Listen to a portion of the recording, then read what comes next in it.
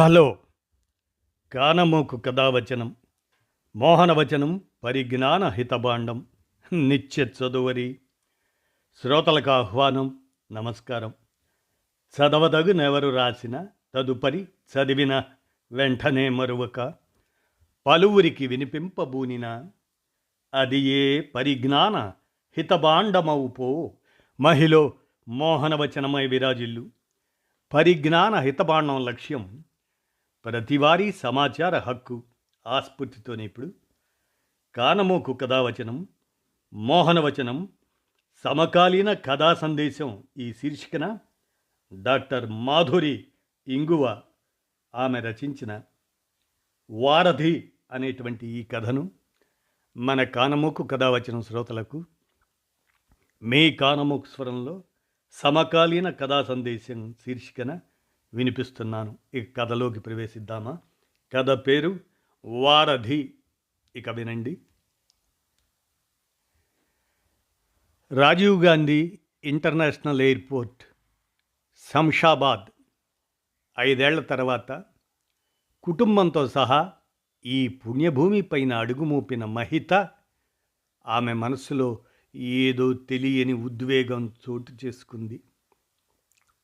భర్త, 7 ఏళ్ల కూతురు భవిత ఆమె ఆనందానికి భంగం కలిగించకుండా లగేజీ తోసుకుంటూ నడుస్తున్నారు. ఆమె ఉద్వేగంలో ఆనందమే కాదు, ఏదో తెలియని లోటు కూడా మిళితమై ఉంది. అది చాలా కాలం తర్వాత పుట్టింటికి వస్తున్నందువల్ల మాత్రమే కాదు, అమ్మ పోయాక ఇదే మొదటి రాక. నాన్న ఒక్కడే ఉంటున్నాడు. దుఃఖం, ఆనందం సమ్మిళితమైన భావన అది. ఈసారి వెళ్తే కనీసం 6 నెలలు నాన్నతోనే ఉండాలి. నాన్నతో ఆనందంగా గడపాలి. నా బాల్యాన్ని మళ్ళీ వెతుక్కోవాలి అని అమెరికాలోనే గట్టిగా నిర్ణయించుకొని ఫ్లైట్ ఎక్కింది మహిత.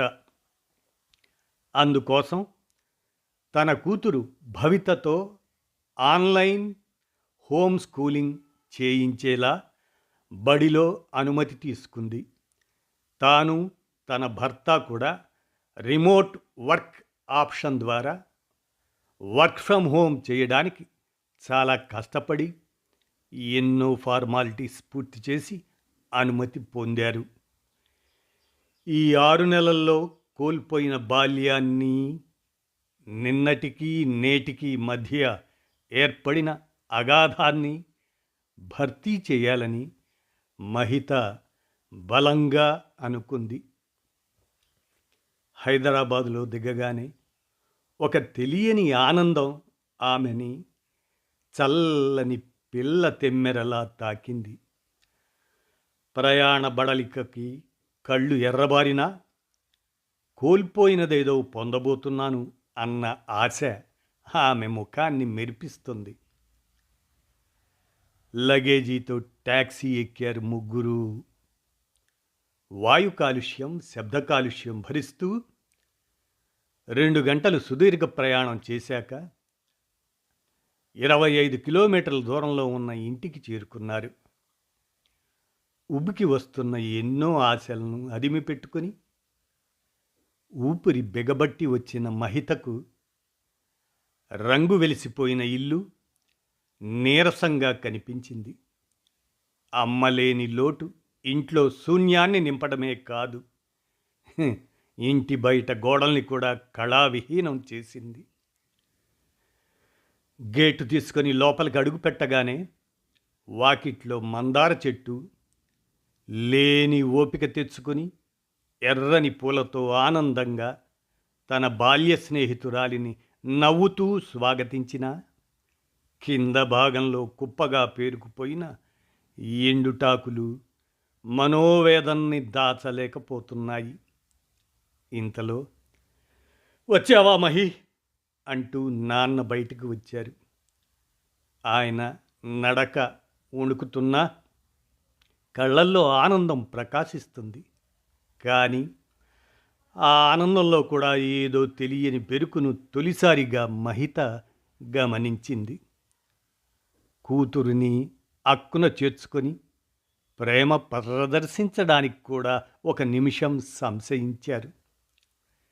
ఎందుకంటే ఆమె ఇప్పుడు కేవలం తన కూతురు కాదు, అమెరికా రిటర్న్డ్. ఆమెకు ఇక్కడి మనుషులు శుభ్రంగా అనిపిస్తారో లేదో, ఈ గాలి దుమ్ము పడుతుందో లేదో, అసలే ఇప్పుడు వాళ్ళ అమ్మ కూడా లేదు. మరి భోజనానికి అది ఇబ్బంది పడుతుందేమో అన్న భయాలు, ఆలోచనలు ఆయన ప్రేమని డామినేట్ చేస్తున్నాయి. మొహమాటంగా నవ్వుతూనే మహిత కుటుంబం లోపలికి అడుగుపెట్టింది. ఆ రాత్రి భోజనాల దగ్గర, నాన్న, రేపు మనం మన పాత బజారుకి వెళ్దాం, ఆ తర్వాత పిన్ని వాళ్ళింటికి వెళ్దాం అని ఉత్సాహంగా చెప్పింది మహిత.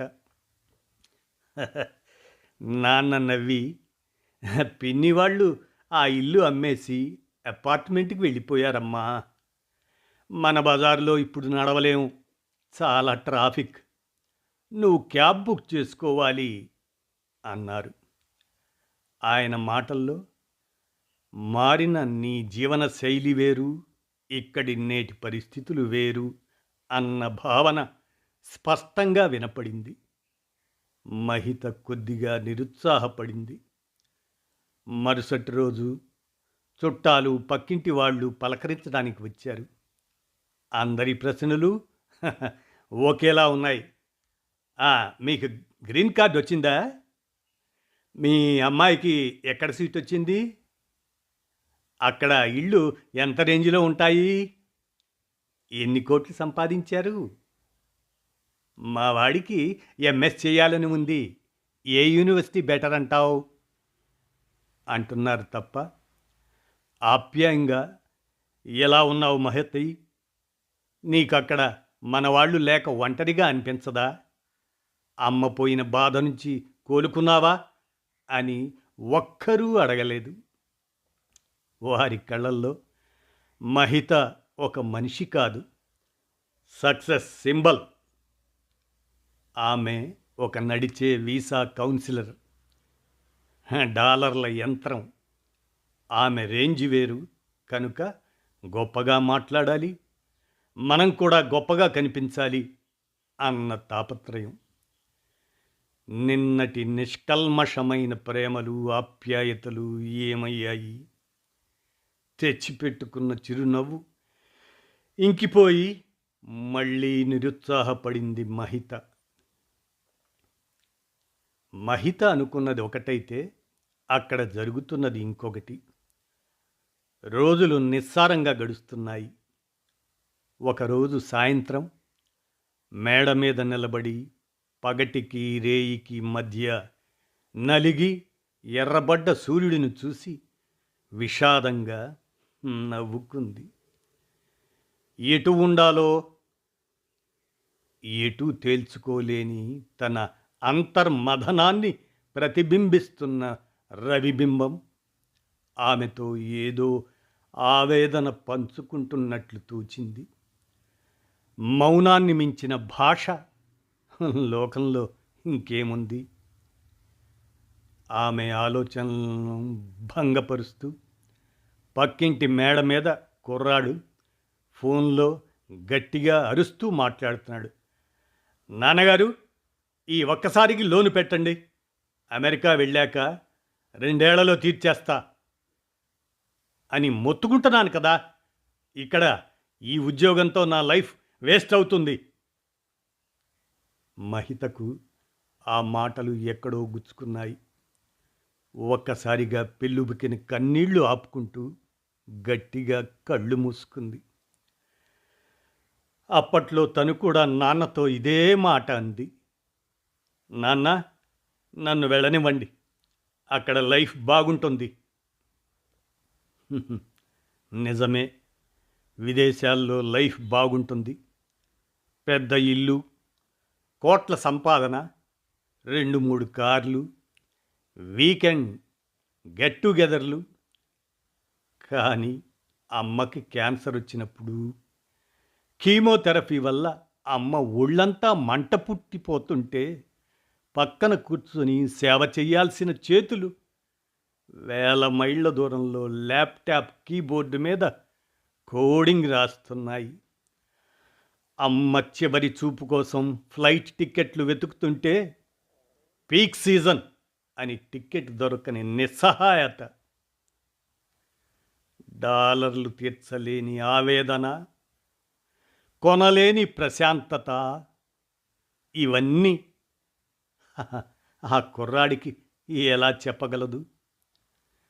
చనువు తీసుకోలేక కాదు, తెలియజేసే భాష తెలియక. తల భారంగా అనిపించి కాఫీ కలుపుకుందామని కిందకు వెళ్ళింది మహిత. నాన్న టీవీలో వార్తలు చూస్తున్నారు. భర్త కూతురు మధ్యాహ్నం పడుకొని ఇంకా లేవలేదు. ఇలా ఏకాంతం దొరికినప్పుడే ముఖ్యమైన విషయం ఒకటి తండ్రితో మాట్లాడాలి అనుకుంది మహిత. నాన్న అని పిలిచింది తండ్రి పక్కన కూర్చుంటూ. ఏమ్మా, మీ గదిలో ఏసీ సరిగ్గా పనిచేయట్లేదా అని అడిగారు ఆయన కంగారుగా. అది కాదు నాన్న, నేను ఈ ఇల్లు అమ్మేసి నిన్ను నా దగ్గరికి తీసుకెళ్దాం అని అనుకుంటున్నాను అంది కొద్దిగా తటపటాయిస్తూ. ఇది నిజానికి ఆమె ఆలోచన కాదు, భర్త ఆలోచన. మామయ్య గారు ఒక్కరే ఇంటి పనులకు ఇబ్బంది పడుతూ బయట పనులకు కష్టపడుతున్నారని అతడి ఆరాటం. నాన్న ఒక్క క్షణం మౌనంగా ఉండిపోయారు. తరువాత లేచి వెళ్ళి కిటికీలోంచి బయట ఉన్న మర్రి చెట్టు వైపు చూపించారు. మహిత, ఆ చెట్టును చూడు. దాని వేళ్ళు భూమిలోకి ఎంత లోతుగా వెళ్ళాయో. ఇప్పుడు దాన్ని పీకి అమెరికాలో నీ గాజు తొట్టెలో పెడితే బతుకుతుందా? మహిత ఆశ్చర్యంగా చూసింది. నువ్వు వెళ్ళిపోయావు, అది తప్పు కాదు.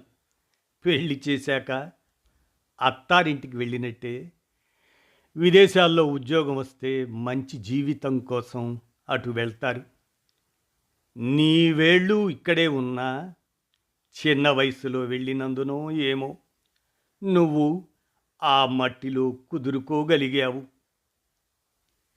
నీ కొమ్మలు రెమ్మలు అక్కడ విస్తరించాయి. కానీ నా వేళ్లతో పాటు కొమ్మలు ఇక్కడే ఉన్నాయి. ఇప్పుడు ఈ వయస్సులో నన్ను అక్కడికి రమ్మంటే నా వేళ్ళనే కాదు, కొమ్మల్ని నరుక్కొని రమ్మన్నట్లే. స్నేహితులు చుట్టాలు అందరికీ దూరమై అన్నీ కోల్పోయిన బెంగతో నీ ఇంట్లో నేను మోడులా మిగిలిపోతాను తప్ప జీవమున్న మనిషిలా బతకలేని తల్లి, అర్థం చేసుకో. ఆ మాట వినగానే ఆమె మనస్సు కుంగిపోయింది. తండ్రిని తీసుకుని విదేశాలు వెళ్ళి ఆయన్ని అక్కడ సర్దుకోమని చెప్పలేదు. అలా అని ఆయన కోసం అమెరికాలో అన్నీ వదులుకొని వచ్చి ఇక్కడ సెటిల్ అవ్వలేదు. ముఖ్యంగా భవిత అందుకు అస్సలు ఇష్టపడడం లేదు. ఏమీ పాలుపోని అయోమయంలో నిస్సహాయంగా కూర్చుండిపోయింది మహిత. తండ్రి చూపించిన మర్రి చెట్టు వైపు చూసింది. ప్రవాస భారతీయులందరి బతుకు మర్రి చెట్టు ఊడల వంటిదేనని అర్థమైంది. చెట్టు కొమ్మల నుండి పుడతారు, కిందకి జారుతారు, కానీ నేలను తాకలేరు. గాలిలోనే వేళ్లాడుతూ ఉంటారు. ఇటు సొంత గడ్డ మీద హక్కులు ఉండవు, అటు పరాయి గడ్డ మీద హక్కు ఉండదు. కానీ ఇరువైపులా బాధ్యతలు మాత్రం బరువుగా ఉంటాయి. రాత్రి పడుకునే ముందు మహిత ఎప్పటిలాగానే డైరీ రాసుకుంది.